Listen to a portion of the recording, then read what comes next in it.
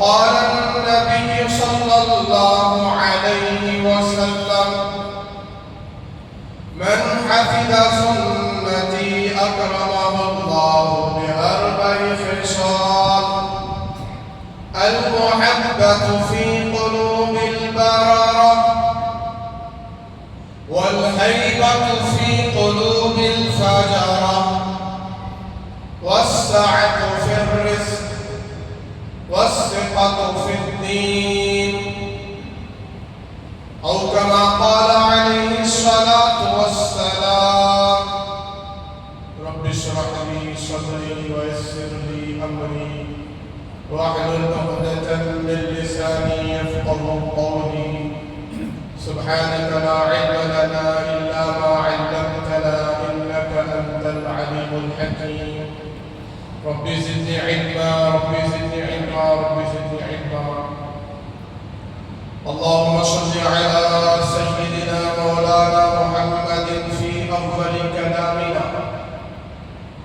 اللهم بارك على سيدنا ومولانا محمد في أوسط كلامنا. اللهم صل على سيدنا ومولانا محمد في آخر كلامنا. محترم و معزز سامعین کرام، بزرگوں، دوستوں اور ملت کے عزیز مومنوں، ایک مرتبہ پوری عقیدت و محبت کے ساتھ امام الانبیاء، سید الانبیاء، ساقی الکوثر، شافی محشر حضرت محمد رسول اللہ صلی اللہ علیہ وسلم کی پاکیزہ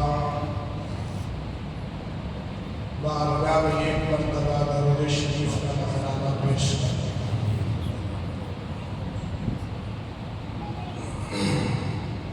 معزز سامعین کرام، ہمارا عنوان اللہ کے محبوب حضرت رسول اللہ صلی اللہ علیہ وسلم کی پاکیزہ حدیث، 7 قسم کے لوگ جن کو قیامت کے دن عرش اعظم کا سایہ نصیب ہوگا چل رہا ہے۔ ماشاءاللہ آپ سب نے بغور سماعت فرمایا۔ 5 حدیثوں کی تفصیل، 5 شخصیات کا ذکر آپ نے سن لیا۔ وہ کون خوش نصیب ہے جن کو قیامت کے دن عرش کا سایہ نصیب ہوگا؟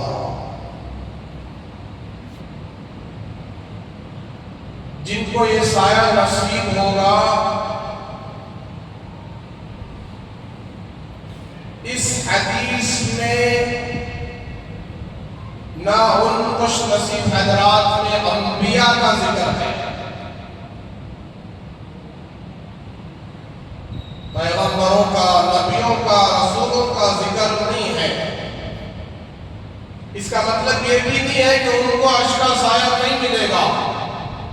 وہ تو اللہ کی بہت ہی زیادہ برگزیدہ ہستیاں ہیں، بہت ہی زیادہ مقرب بندے ہیں۔ ان کی قربانیاں، ان کے اعمال، ان کی عبادتیں، ان کی ریاضتیں، ان کا اللہ سے گہرا تعلق، انبیاء کی بات ہی ہم نہیں کر سکتے۔ انبیاء کی شان بہت بلند ہے۔ سیدنا آدم علیہ السلام سے لے کر میرے اور آپ کے آقا تاجدار مدینہ، سرکار مدینہ حضرت محمد رسول اللہ صلی اللہ علیہ وسلم تک جتنی ہستیاں آئی ہیں، سب کا مقام بہت بلند ہے، بہت بڑا مرتبہ ہے۔ اب جناب محمد رسول اللہ صلی اللہ علیہ وسلم نے جن کا ذکر فرمایا ہے وہ عام لوگوں کا ذکر ہے، انبیاء کے علاوہ، نبیوں کے علاوہ، پیغمبروں کے علاوہ۔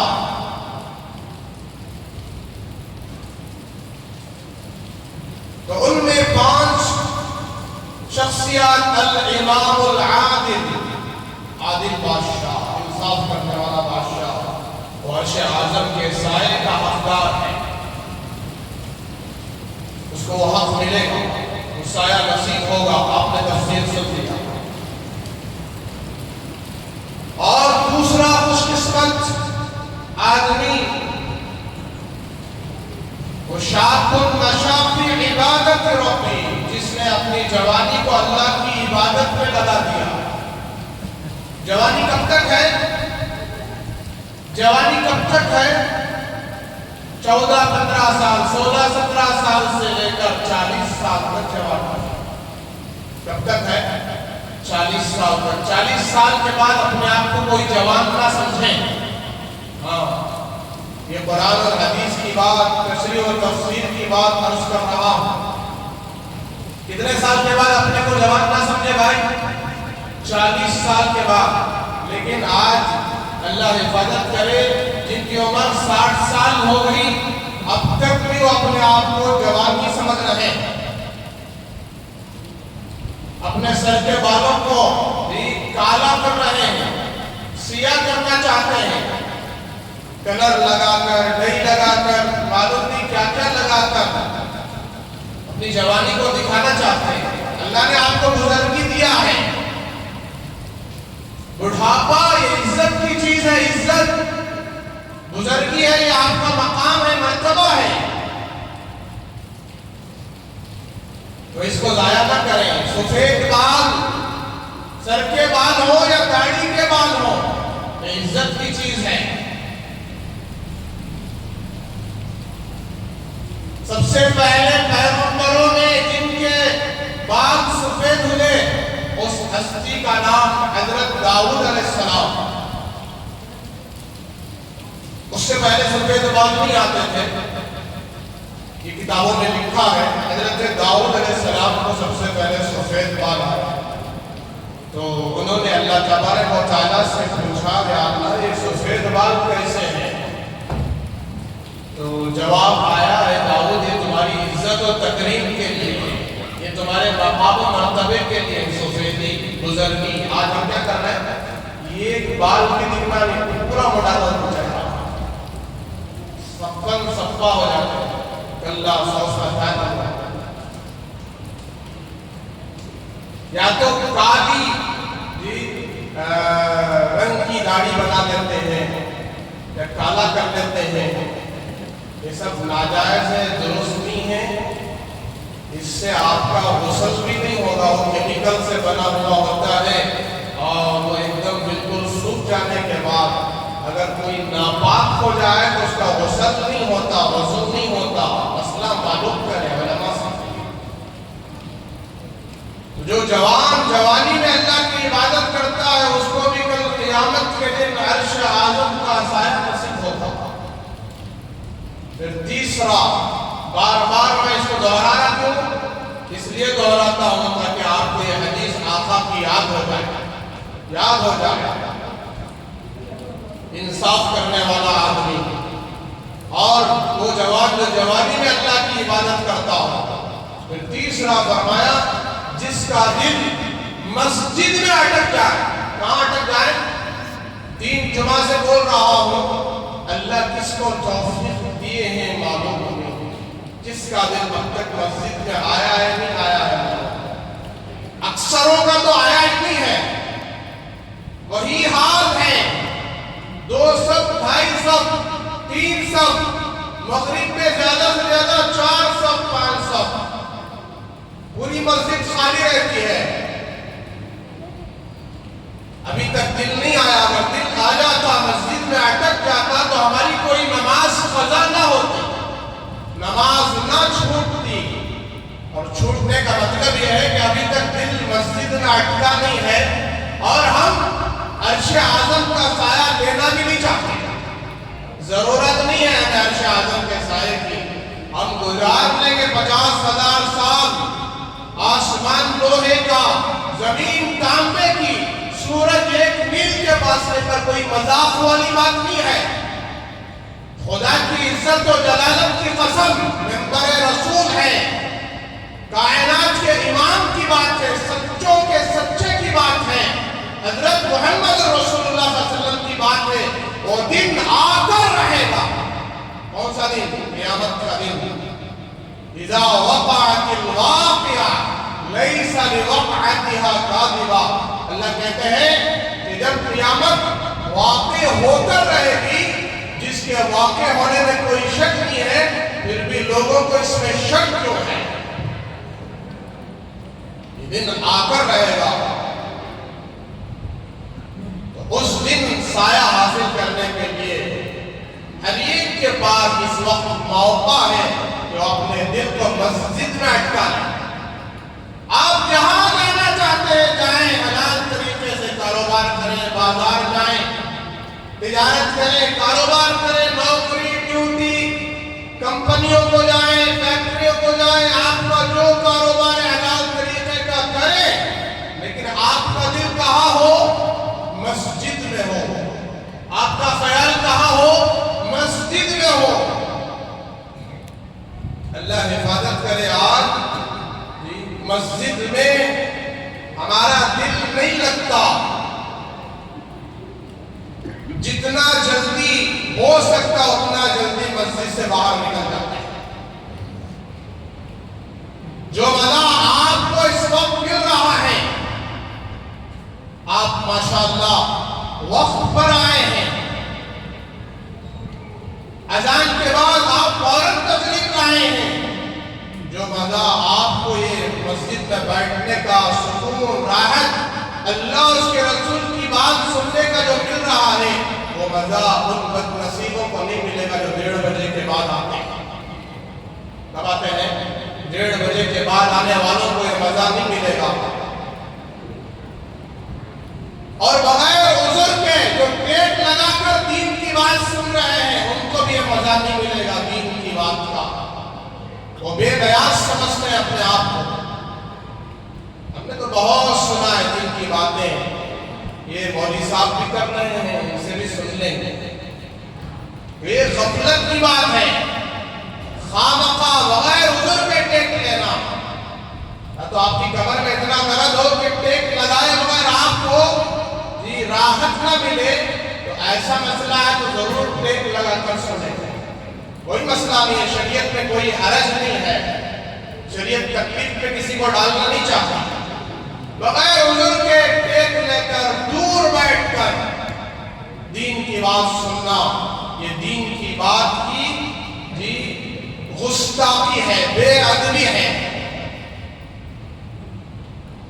تو میں عرض کر رہا تھا کہ جس کا دل مسجد میں اٹک جائے اس کو عرش اعظم کا سایہ ملے گا، اگر جس کا دل مسجد میں نہ اٹکے تو اس کو 50,000 سال کا ایک دن وہ عالم سورج 1 میل کے فاصلے پر اس کو بھگتنا پڑے گا، جلنا پڑے گا، تڑپنا پڑے گا، اس پر رحم نہیں کیا جائے گا۔ وہ پکارے گا اللہ کو، چیخے گا، لیکن اس پر رحم نہیں کیا جائے گا۔ پھر چوتھا شخص رجل طلبته ذات منصب و جمال، جس کو کوئی حسین شریف عورت اپنے طرف مائل کرے، خوبصورت، آپ نے سن لیا گزشتہ پوری تفصیل سنی، تو وہ کہے کہ مجھے اللہ کا ڈر مانے ہے، اللہ کا خوف مانے ہے۔ تو ہم سمجھ رہے ہوں گے کہ ہم بچے ہوئے ہیں، کیا کر رہے ہیں؟ ہم بچے ہوئے ہیں۔ میں آپ کو ایک مثال دیتا ہوں آج کے دور کی طرح، نوجوانوں ذرا غور سے سنو میری بات کو۔ میں بزرگوں سے، بوڑھوں سے نہیں کہتا، میں ان کی شان میں گستاخی نہیں کرتا، میں جوانوں سے کہنا چاہتا ہوں۔ یوٹیوب آپ چلاتے ہیں، فیس بک آپ چلاتے ہیں، انسٹاگرام آپ چلاتے ہیں، انٹرنیٹ آپ اوپن کرتے ہیں، تو اس میں بھی بڑی حسین، خوبصورت، باردار، حسب نسب والی، منصب والی عورتیں اپنے حسن و جمال کو لے کر آتی ہیں، آدھے کپڑے پہن کر، برہنہ ہو کر، گندے کپڑے پہن کر، ان کی حرکتیں ناچنا گانا گندی، تو یہاں یہ آپ کو مائل کر رہی ہیں، اور اس ناچنے اور گانے بے حیائی کے ذریعے سے وہ دنیا والوں سے پیسہ کما رہی ہیں، دولت کما رہی ہیں۔ جب آپ کی نظر اس موبائل کی تصویر پر پڑے، اس ویڈیوز پر پڑے، تو آپ کہو فقال انی اخاف اللہ، مجھے اللہ کا ڈر ہے، خواب میں نہیں دیکھوں گا۔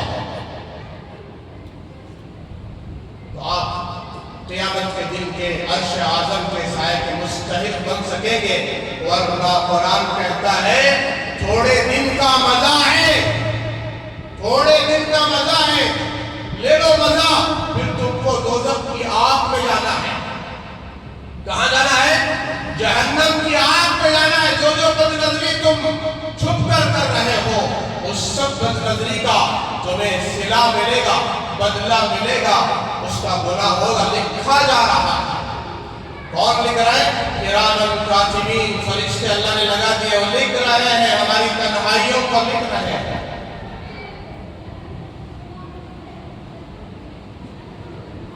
تو یہ آج ہے۔ پھر آگے فرمایا وَرَجُلٌ طَلَبَتْهُ ذَاتُ مَنْصَبٍ وَجَمَالٍ فَقَالَ إِنِّي أَخَافُ اللَّهَ۔ پھر آگے اللہ کے نبی علیہ السلام فرماتے ہیں کہ وَرَجُلٌ تَصَدَّقَ بِهِ إِخْفَاءً حَتَّى لَا تَعْلَمَ شِمَالُهُ مَا أَنفَقَ يَمِينُهُ۔ کہ وہ آدمی جو صدقہ و خیرات کرے، کیا کرے؟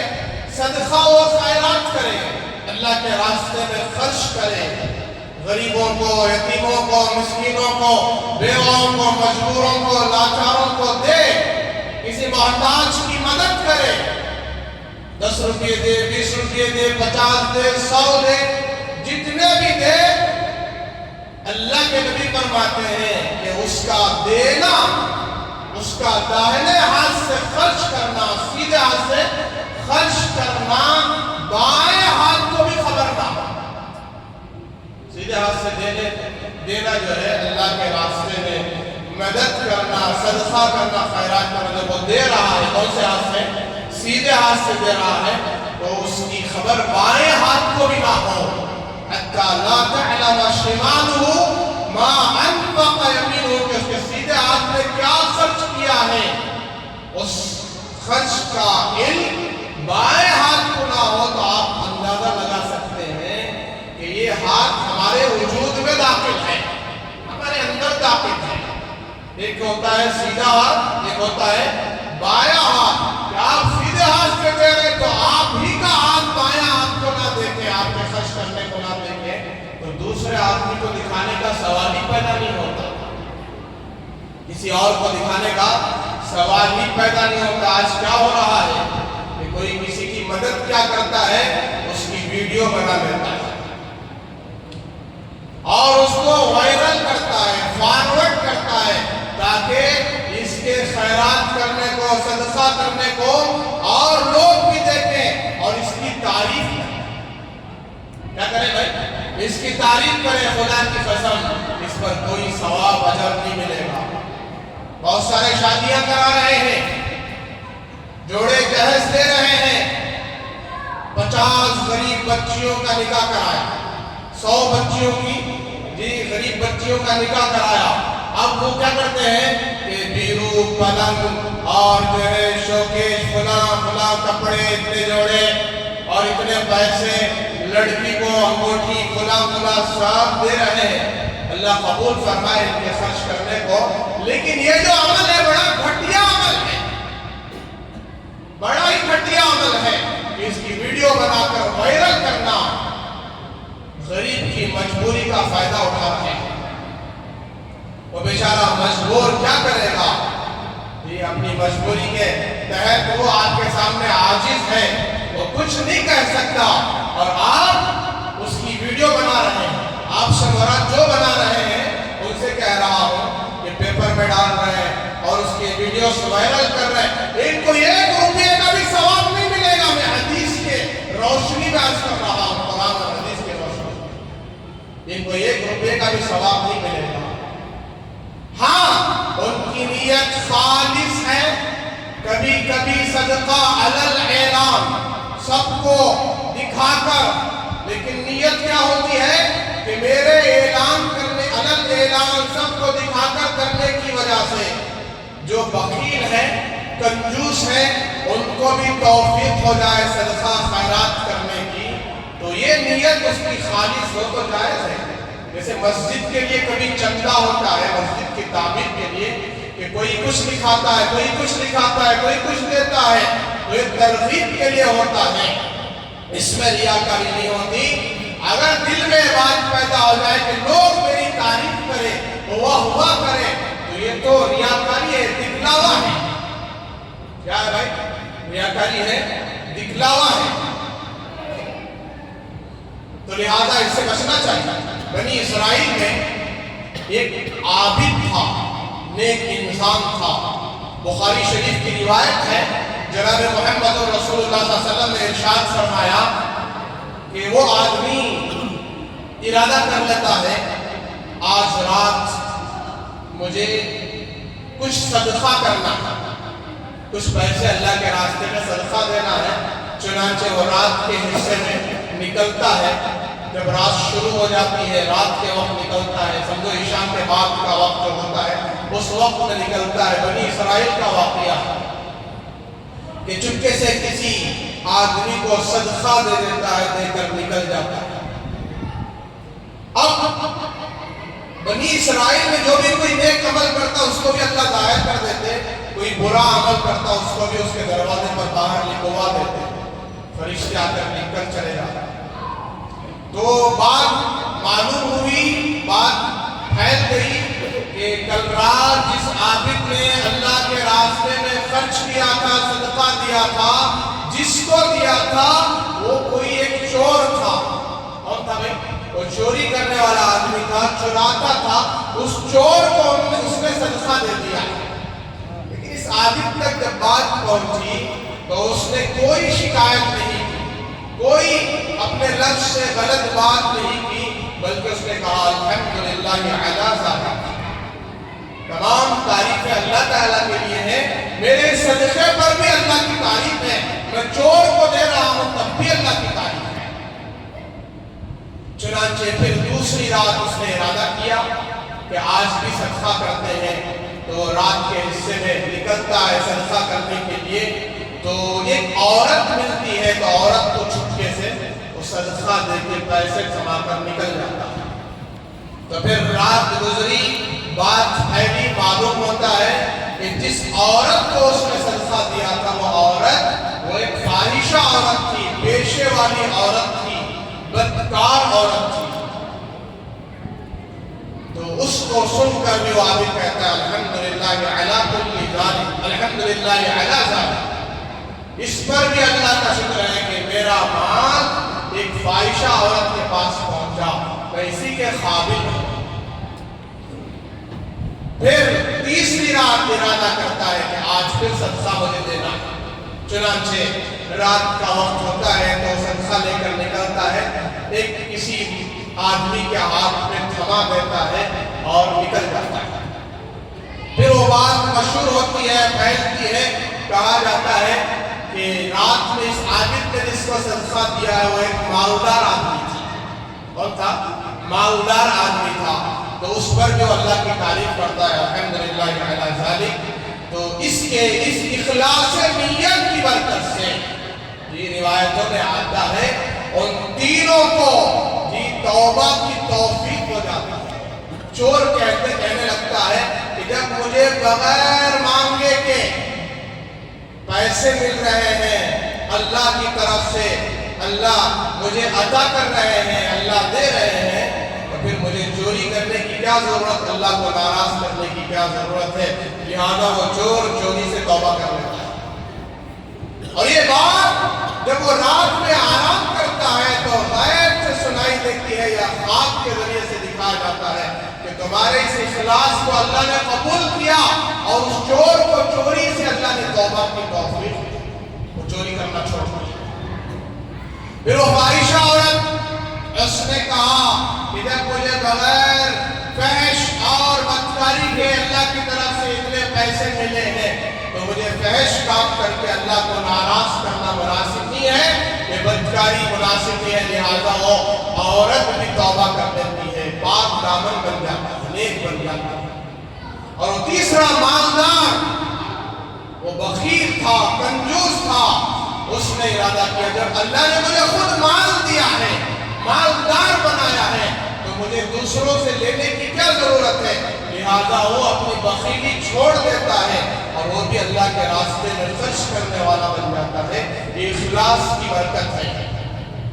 بنی اسرائیل میں ایک عابد ایک گزر اس کا ایک راستے سے گزر ہوتا ہے تو کیا دیکھتا ہے کہ ایک درخت ہوتا ہے ایک جھاڑ ہوتا ہے لوگ اس درخت کی جو ہے پوجا کر رہے ہوتے ہیں درخت کی پرستش اور عبادت کر رہے ہوتے ہیں اس کے سامنے کھڑے ہو کر منتیں مانگتے ہیں آج بھی بے وقوف جاہل لوگ کرتے درخت کو کچھ لٹکا دیتے ہیں کپڑا لپیٹ دیتے ہیں کالا آلیا اگلا نیلا معلوم نہیں کیا کیا رسی باندھ دیتے ہیں اور سمجھتے ہیں کہ ہمارے مسائل اس سے حل ہونے والے ہیں یہ تو شرک ہے کفر ہے بے دینی ہے جہالت ہے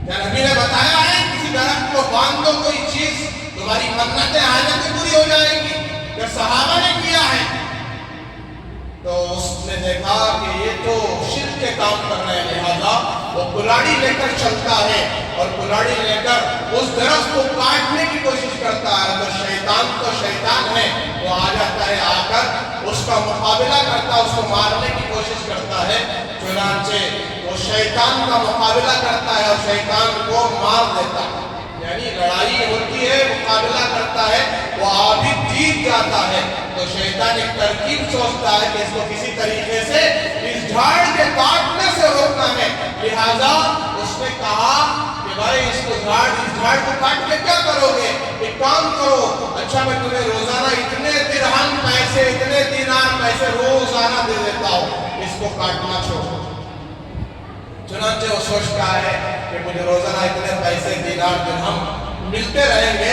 اب جھاڑ دو اللہ کی مخلوق ہے اس کو کاٹ کو کیا کرتا اس طریقے سے وہ مان لیتا ہے تو روزانہ شیطان اس کے سرانے تکیے کے نیچے بستر کے بعد اتنے پیسے رکھ دیتا ہے چند دن تک برابر رکھتا رہتا ہے ایک دن جو ہے رکھنا بند ہو جاتا ہے تو اس عابد کو غصہ آتا ہے لہذا اب وہ پھر کلاڑی لے کر اس درخت کے پاس نکلتا ہے اس درخت کو کاٹنے کے لیے کیوں بھائی پیسے آنا بند ہو گئے کیا آنا بند ہو گئے پیسے آنا بند ہو گئے اب لہذا درخت کاٹنے کے لیے جاتا ہے تو پھر سے وہ شیطان آ جاتا ہے اور اس کے ساتھ مقابلہ کرتا ہے لڑائی جھگڑا کرتا ہے تو پھر وہ اس وقت شیطان کو مغلوب کرنے کے بجائے شیطان اس کو غالب کر دیتا ہے شیطان اس کو کشتی میں پچھاڑ دیتا ہے اس کو گرا دیتا ہے اب وہ حیران ہو جاتے ہیں پچھلی دفعہ میں نے اس کو مار کر کشتی میں پچھاڑا تھا گرایا تھا اب میرے اوپر غالب آ گیا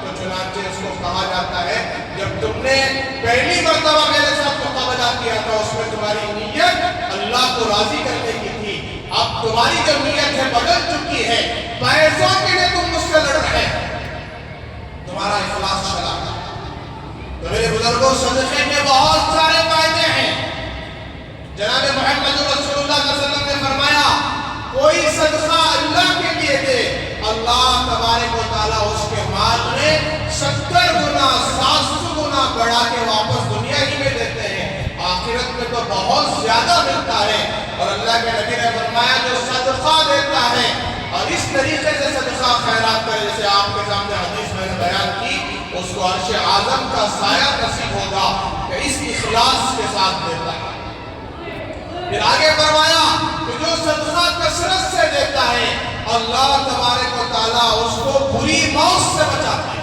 کون سی موت بری موت سے کوئی ایکسیڈنٹ کی موت سے جل کر مرنے سے ڈوب کر مرنے سے ایسی ویسی موت مرنے سے بچنا چاہتا ہے اور صدقہ دے اپنے ہاتھ سے دے کیسے دے اپنے ہاتھ سے صدقہ دے اخلاص کے ساتھ دے ریاکاری نہ کرے دکھلاوا نہ کرے کہ کوئی بھی کام آپ کر رہے ہیں کوئی بھی خدمت آپ کر رہے ہیں چاہے مسجد کی خدمت ہو چاہے مدرسے کی خدمت ہو کسی بھی ادارے کی خدمت ہو آپ خالص ریاکاری کیے بغیر اخلاص کے ساتھ اللہ کو راضی کرتے ہوئے کریں آپ کے دل میں شہرت کا جذبہ پیدا نہ ہو کہ لوگ مجھے سخی کہیں فیاض کہیں داتا کہیں اور میری تعریف کریں میری بڑائی بیان کریں اگر یہ غرض آ جاتی ہے تو پھر وہ اجر پورا ضائع ہو جاتا ہے قیامت کے دن کچھ نہیں ملے گا آپ کی سعادت مندی ہے خوش نصیبی ہے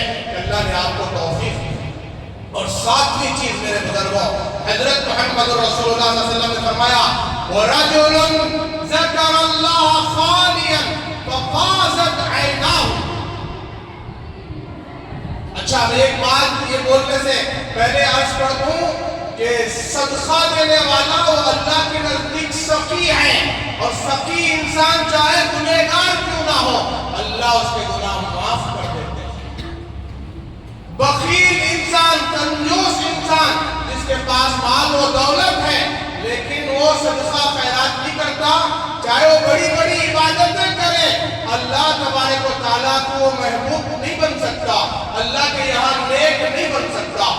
اور آگے اللہ کے نبی کی حدیث ہے سخاوت ایک درخت کا نام ہے، وہ جنت میں ہے، اور جو صدقہ خیرات کرتا ہے وہ سخی ہوتا ہے، اور وہ سخاوت کرنے والا جنت کے درخت کو پکڑ کر جنت میں چلا جاتا ہے، اور سخاوت کرنے والوں کا گھر جنت ہے، الجنت دار الاسفیاء، اور بخل کرنے والا بخیل کبھی جنت میں داخل نہیں ہو سکتا۔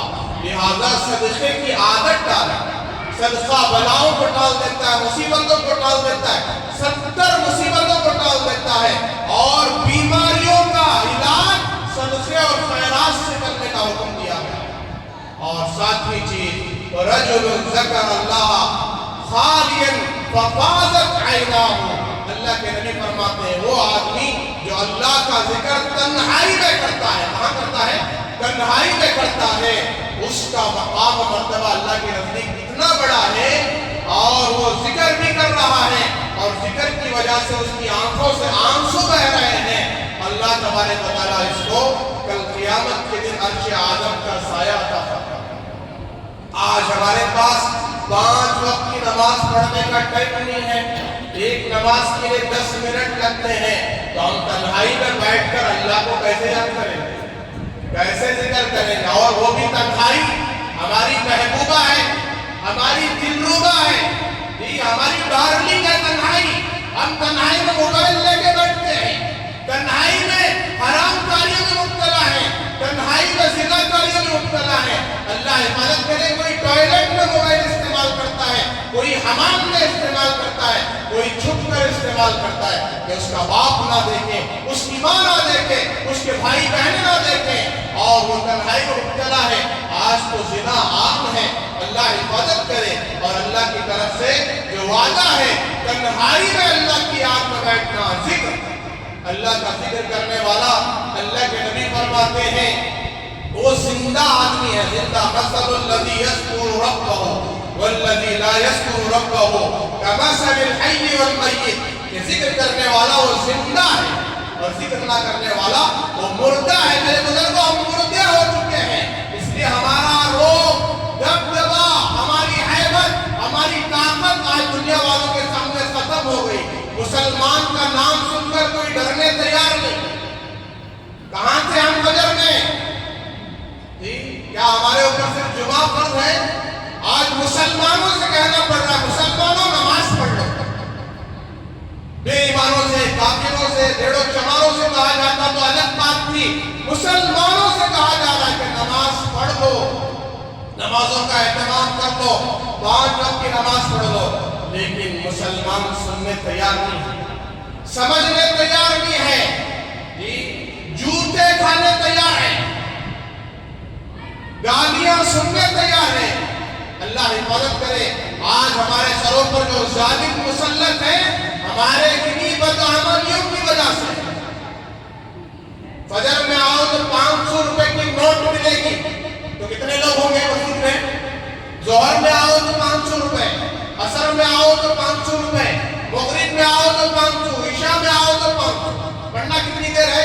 صرف 10 منٹ۔ 5 نمازوں کے کتنے روپے؟ 2500۔ مہینے کے کتنے ہو گئے؟ بولو بھائی، بچے 70,000، 70 کو 5,000 کمائی ہو گئی۔ آئیں گے چھوڑ دیں گے؟ اگر کوئی اعلان کرے تو آئیں گے نا سب؟ بڑے بھی آئیں گے، بچے بھی آئیں گے، بوڑھے بھی آئیں گے، عورتیں بھی پردے میں آ جائیں گے۔ یہ ہمارا حال ہے آج۔ راشن کارڈ فری بانٹ رہے ہیں، جس کو چاہیے BPL کارڈ لے لو، کوئی پروف کی ضرورت نہیں ہے، تو پوری مسجد بھر جائے۔ 2 گھنٹے کیوں میں کھڑنے کے لیے تیار ہیں، لیکن 10 منٹ اللہ کے دربار میں کھڑنے تیار ہیں۔ الغرض مجھے اس تفصیل کو آگے بھی بیان کرنا ہے، آج میں آپ کے سامنے ایک اہم بات بیان کرنا چاہتا ہوں۔ دیکھو یہ مسجد اللہ کا گھر ہے، بڑا مبارک و مقدس گھر ہے، یہاں سجدہ کیا جاتا ہے، رکوع کیا جاتا ہے، عبادت کی جاتی ہے، اور یہاں آنے کے آداب ہیں، آنے کے آداب، سلیقہ ہو، طریقہ ہو، باوضو ہو، وضو کے ساتھ آنا، سیدھا پیر رکھ کر آنا، پاک صاف لوگ آنا۔ کیا مطلب ہے کہ جو سمجھدار ہیں، پاک صاف ہیں، باوضو ہیں، وہی مسجد میں آ سکتے ہیں، عبادت کر سکتے ہیں۔ اب ہم ایک تماشا بنا رکھتے ہیں ماحول میں کہ چھوٹے چھوٹے بچوں کو بھی مسجد میں لے کر آ جاتے ہیں۔ 3 سال کا بچہ، 4 سال کا بچہ، کیا اس پر نماز فرض ہے؟ کیا فرض ہے بتائیں؟ جناب محمد رسول اللہ صلی اللہ علیہ وسلم نے فرمایا جب تمہاری اولاد کی عمر 7 سال ہو جائے تو اس وقت اپنے بچوں کو نماز پڑھنے کو کہو۔ کیا ہو جائے بھائی؟ کتنی عمر ہو جائے؟ 7 سال۔ اس سے پہلے حکم دینے کا، اس سے پہلے حکم دینے کی ضرورت نہیں ہے۔ 7 سال۔ اور جب 10 سال کے ہو جائے نماز نہ پڑھے تو ان کو مارو۔ اور ایک روایت میں حدیث ہے، اللہ کے نبی فرماتے ہیں کہ مسجد کو بچوں سے اور پاگلوں سے دور رکھو، یعنی بچوں کو مسجد سے دور رکھو اور پاگلوں کو مسجد سے دور رکھو۔ کیوں ایسا فرمایا؟ بچے معصوم ہیں، نادان ہیں، ان کو کچھ معلوم نہیں، ان کو ٹوائلٹ آ جائے، پیشاب آ جائے، جی ایک دم فوراً وہ بتا نہیں سکتے۔ چھوٹے بچوں کی بات کر رہا ہوں میں، 7 سال کے بچوں کی بات نہیں، 3 سال 4 سال کے بچے جب ان کو زور سے ٹوائلٹ آ جائے تو کیا کریں گے؟ مسجد نہیں دیکھیں گے، وہ تو یہ نہیں پتا چلے گا کہ ہاں یہ مقدس مقام ہے، پوتر مقام ہے، عصمت والا مقام ہے، یہاں ٹوائلٹ نہیں کرنا چاہیے۔ بچوں کو کیا معلوم؟ غلطی کس کی ہے بولو بھائی؟ بڑوں کی غلطی ہے، بڑوں کی۔ گناہ کسے؟ بڑوں کو گناہ ہے۔ لہذا اپنے چھوٹے بچوں کو مسجد میں نہ لائیں۔ 3 سال کے بچے، 4 سال کے بچے، 2 سال کے بچے، چلنا آ رہا ہے، آپ مسجد میں چلا رہے ہو لا کر، کبھی کسی موقع پر ایک مرتبہ لا کر مسجد دکھا رہے ہو ان کی ضد اور حق پر، تو آج کے دور میں کیا سہولت نہیں ہے؟ تو جو پیمپرس ہے، حقیق ہے، اس کو پہنا کر لے کر آؤ، صاف صفائی کا اہتمام رکھو۔ یہ مناسب نہیں ہے کہ بچے آ کر گندگی کریں اور پوری مسجد دھوئی جائے۔ کتنی مسجدوں میں ایسے کمپلینٹس ہیں، اللہ حفاظت کرے۔ ہماری اس مسجد میں بھی کمپلینٹ ہے، اس طریقے سے بچے کر دیے ہیں، پہلے بھی کرے ہیں، کر رہے ہیں، اللہ حفاظت کرے۔ اللہ کا واسطہ دیتا ہوں اپنے بچوں کو ہرگز چھوٹے بچوں کو نہ لائیں۔ ان کو استنجے کا تقاضا ہو تو آپ ان کو استنجے خانے بھیجیں گے تو ان کو پیشاب کرنے کا طریقہ معلوم نہیں ہے، وہ صحیح پاکی بھی لے نہیں سکتے، بڑے بھی جاتے ہیں اسی استنجے خانے کو استعمال کرتے ہیں، تو ان کی پاکی کہاں سے ہوگی؟ لہذا اللہ کا واسطہ دیتا ہوں آئندہ اس کا خیال رکھیں، بچوں کو ہرگز نہ لائیں تو سکھا کر، سمجھا کر، طریقہ بتا کر، آداب بتا کر لائیں۔ اور ان بچوں کی عمر کم سے کم 7 سال ہونا چاہیے۔ کتنے سال؟ 7 سال۔ 7 سال میں بھی بچوں پر نماز فرض نہیں، 10 سال میں بھی نماز فرض نہیں ہے، بالغ ہونے سے نماز فرض ہے۔ لہذا بچوں کا بہت زیادہ خیال اس معاملے میں آپ رکھیں۔ اگر لا رہے ہیں تو ساری جو ہے انتظامات کے ساتھ لائیں اور بچوں کو بیچ میں صفوں میں نہ کھڑائیں، بلکہ بالکل کنارے اور اوپر کے حصے میں پورے بچوں کی نگرانی ہوتی ہے وہاں بھیج دیں، اور اپنے ساتھ لے کر بچوں کو نماز پڑھنا مناسب نہیں ہے، وہ آپ کی نماز خراب کر دیں گے۔ کیا کر دیں گے؟ آپ کو ٹھیک سے نماز پڑھنے نہیں دیں گے، آپ کو ٹھیک سے سنت پڑھنے نہیں دیں گے، آپ کو 2-4 منٹ کی دعا کرنے نہیں دیں گے، ضد کریں گے جانے کی۔ تو پھر اسی مجبوری سے لا رہے ہیں تو پورے انتظامات کے ساتھ لاؤ، ان کو پہنا کر ساری چیزیں لاؤ، ورنہ ہرگز نہ لاؤ۔ یہ اللہ کا گھر ہے، اس کا ادب احترام کرو۔ اور کچھ بد نصیب جن تک میری بات پہنچ رہی ہے، بیت الخلا میں جا کے سگریٹ پیتے ہیں، نہ پیتے ہیں بیت الخلا میں، ان کے گھر کے بیت الخلے کیا ہو گئے؟ توڑ دیے گئے کیا؟ ان کے گھر کے بیت الخلے میں بیٹھ کر پیو، کون ان کے گھر والا راضی ہو جائے گا؟ اس بدبو سے فوراً آپ پر لعنت و پھٹکار پڑے گا۔ اللہ کے گھر کے استنجے خانے جو نمازیوں کے لیے بنائے گئے ہیں، مصلیوں کے لیے، इंतजाम किया गया है। वहाँ जरूरत पूरी करना, वापस आना। लेकिन ये नालायक लोग वहाँ जाकर बीड़ी सिगरेट पीते हैं, गुटखा खाते हैं, पान परक खाते, इधर उधर थूकते हैं और सिगरेट की उस बदबू से दूसरे लोगों को तकलीफ होती है। कुछ नमाजी है, मुसल्ली है, वो नमाज के वक्त में आते हैं और जरूरत से फारिग होने के लिए जाते हैं, वहां बैठकर सिगरेट पीते हैं और नमाज भी पढ़ते हैं। कैसे नमाजी हैं? अल्लाह हिफाजत करे। इन सारी चीजों का अदब, एहतराम, लिहाज रखते हुए अल्लाह के घर का बाहर से आप चप्पल पहन कर आए हैं, आपके चप्पल तो आपके चप्पल स्टैंड में रखे जाते हैं, बाहर छोड़े जाते हैं। आप आए, थोड़ा सा पानी ले, आप अपने पैर धोए, आप वजू के साथ हो, फिर भी आप अपने पैर धोकर अल्लाह के घर में आए।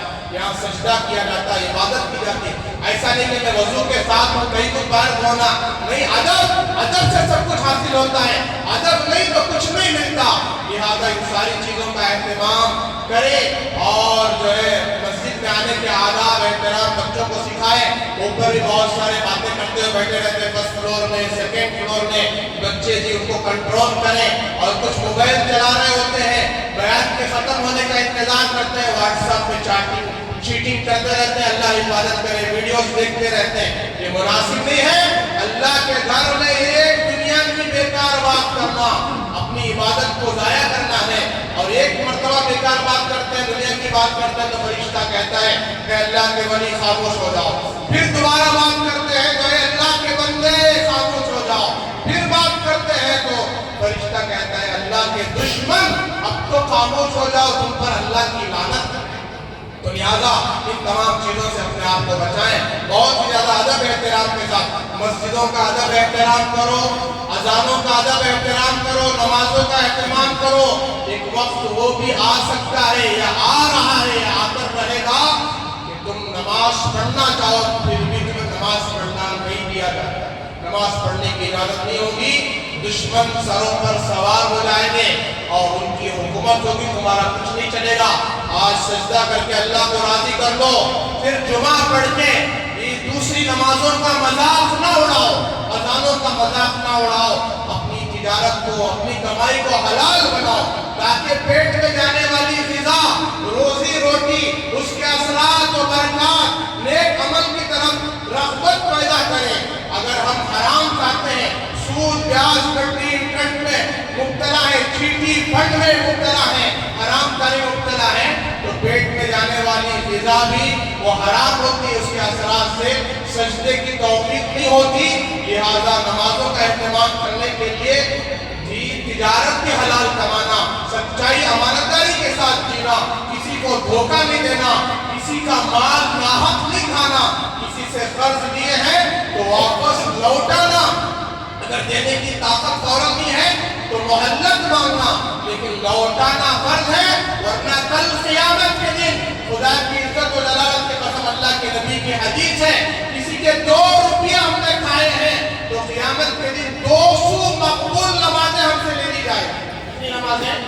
हमारी नमाज कबूल हो रही है नहीं हो रही अल्लाह ही को मालूम है, और पूरी जिंदगी की नमाजों में कितनी नमाजें कबूल होगी वो अल्लाह को मालूम है। 200 मकबूल नमाजें ले ली जाए तो हमारे पास बचा क्या? और भी अगर देना है तो उसके सारे गुनाह हम पर डाले जाएंगे और हमको दोज़ख में डाला जाएगा, उसको जन्नत में भेजा जाएगा। लिहाजा इन सारी चीज़ों का ख्याल करते हुए जिंदगी गुजारें और अमल करते हुए जिंदगी गुजारें और उलमा से ताल्लुक़ जोड़े, अपने हर मसले को उलमा से पूछें, अपने बच्चों को मकतब के लिए, कुरान के लिए, हदीस के लिए भेजें। खुद भी आए ईशा के बाद तालीम बालिगान होता है और हर हफ्ता कुरान की तफसीर होती है, इसमें भी आए, आपसे गुजारिश है। और इसी तरीके से जुमेरात के दिन हमारी मस्जिद में बाद नमाज मगरिब जिक्र के जो है फज़ाइल भी बयान किए जाते हैं, अल्लाह का पाक नाम दिया जाता है, ताकि हमारे अंदर से गुनाहों का असर खत्म हो जाए और गफलत खत्म हो जाए, अल्लाह की मोहब्बत और अज़मत पैदा हो जाए। और जिक्र के जो फज़ाइल आपने सुने बहुत है, इंशाअल्लाह मैं आइंदा अर्ज करूँगा। और आखिर में गुजारिश है, इस इतवार बाद नमाज मगरिब नूरानी मस्जिद से एक गश्ती मुहिम तहफ़्फ़ुज़ ख़त्म नबुव्वत के नाम से, जो हमारे नबी की नबुव्वत आखिरी नबुव्वत है, आप क़यामत तक के नबी हैं, आखिरी पैगंबर हैं, इसको मानना ईमान है, इसका इनकार کفر ہے، بے ایمانی ہے، اور اس کا ساتھ دینا ایمان کی گواہی دینا ہے، حضور کے آخری نبی ہونے کی گواہی دینا ہے۔ اس لیے آپ سے گزارش ہے، اس اتوار کو مغرب کی نماز کے بعد فوراً جو گشت ہوتا ہے، گشت مہم جو ہے بازار میں گھروں کے پاس جو گشت ہوتا ہے، اس میں آپ سب حضرات ساتھ دیں۔ عشاء کے بعد اس کا بیان ہوتا ہے کہ ختم نبوت کے معنی کیا ہے، آخری نبی کے کیا معنی ہیں، اور اس کے کیا مقصد ہے اور کیا ذمہ داریاں ہیں، اس کے تعلق سے تفصیل سے بات آئے گی۔ آپ سب سے گزارش ہے وہاں بھی شرکت فرمائیں۔ آخر میں آپ سے بہت ہی ادب کے ساتھ گزارش ہے، جاتے ہوئے اللہ کے گھر کا زیادہ سے زیادہ تعاون کرتے ہوئے جائیں۔ اللہ آپ کے دینے کو قبول فرمائے۔ آپ کے اس تعاون سے مسجد کے تمام اخراجات پورے ہو رہے ہیں۔ اللہ اس کا بدلہ آپ کو دنیا اور آخرت میں بہترین عطا فرمائیں گے۔ لہذا کنجوسی اور بخیلی نہ کریں، صدقے سے بلائیں ٹل جاتی ہیں، مصیبتیں ٹل جاتی ہیں، تو اپنی ذات کی وجہ سے آپ خرچ کرتے ہیں، اس طریقے سے اللہ کے گھر کے لیے خرچ کریں۔ اللہ تبارک و تعالیٰ آپ کو اس کا بدلہ دنیا اور آخرت میں بہترین عطا فرمائیں گے۔ اللہ تعالیٰ سے دعا ہے ہم سب کو ان تمام باتوں پر عمل و اخلاص کی توفیق عطا فرمائے۔ موت کی آخری سانس تک مسجد میں آ کر باجماعت نماز پڑھنے کی اللہ ہمیں 5 وقت کی نماز کی توفیق عطا فرمائے، اخلاص و استخلاص عطا فرمائے۔ جو مسجدوں سے دور ہیں، اللہ کے گھروں سے دور ہیں، ہدایت سے دور ہیں، بے دینی میں مبتلا ہیں، نشے میں، گناہوں میں، شراب میں مبتلا ہیں، اللہ ان کو توبہ کی توفیق دے، ان کو اپنا مقرب نیک بندہ بنائے، اپنے ماں باپ کا فرمانبردار بنائے اور اپنے ماں باپ کی آنکھوں کا ٹھنڈک بنائے۔ لہذا حالات بہت خراب ہیں دنیا کے معاملے میں بھی آپ چوکنا رہیں، بہت جو ہے احتیاط کے ساتھ کام لیں، اپنے آپ کو بچاتے ہوئے چلیں اور اللہ کی عبادت کے لیے وقت نکالیں۔ ہر نماز کے لیے 10 منٹ یہ نماز کا وقت چلا گیا تو پھر قیامت کی صبح تک نہیں آئے گا۔ ایک ایک نماز بھی ہم پر فرض ہے، کل قیامت کے دن ایک ایک نماز کا بھی حساب ہوگا، ہم حساب دے نہیں سکتے۔ لہذا نمازوں کا اہتمام کریں۔ وآخر دعوانا الحمدللہ رب العالمین۔ سنتیں پڑھ لیں، جن حضرات کو نیچے جگہ نہیں ملی اوپر تشریف لے جائیں، اطمینان سے